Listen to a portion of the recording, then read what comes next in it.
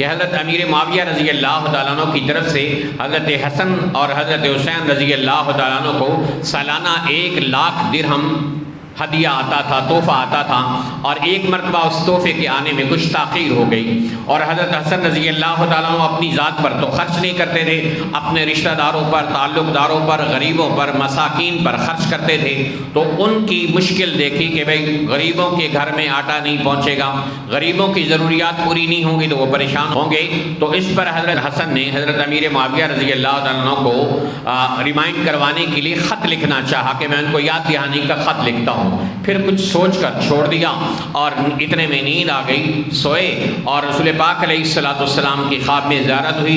آپ نے فرمایا بیٹا پریشان دکھائی دے رہے ہو؟ کہا یا رسول اللہ صلی اللہ علیہ وسلم، حضرت امیر معاویہ رضی اللہ تعالیٰ عنہ کی طرف سے وہ ہدیہ آتا تھا 1,00,000 درہم، وہ میں غریبوں پہ خرچ کرتا تھا، وہ نہیں آیا ہے، اس لیے پریشان ہوں۔ تو آپ صلی اللہ علیہ وسلم نے فرمایا پھر پریشانی آنے پر تم نے اپنے جیسی مخلوق کو خط لکھنا چاہا، اپنے خالق کو کیسے بھول گئے؟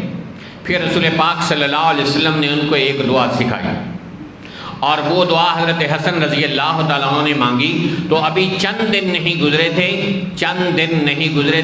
کہ 1,00,000 کی بجائے 2,00,000 درہم حضرت امیر معاویہ رضی اللہ تعالیٰ عنہ نے بھیج دیا۔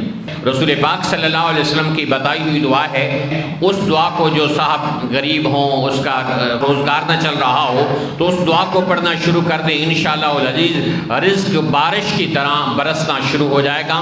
آسمان اور زمین سے اللہ برکتوں کے دروازے کھول دیں گے۔ کہ بتائی ہوئی دعا ہے اللہ کے پیغمبر صلی اللہ علیہ وسلم کی، اور ارشاد فرمائی ہے آپ نے اپنے پیارے بیٹے حضرت حسن رضی اللہ تعالیٰ عنہ کو۔ اللہ تعالیٰ کی ذات سے دعا ہے کہ اللہ رب ذوالجلال ہم سب کو اہل بیت اعظام سے محبت کرنے کی، صحابہ کرام سے محبت رکھنے کی، اور ان کی سیرت پر عمل کرنے کی توفیق عطا فرمائے۔ وآخر دعوانا ان الحمد للہ رب العالمین۔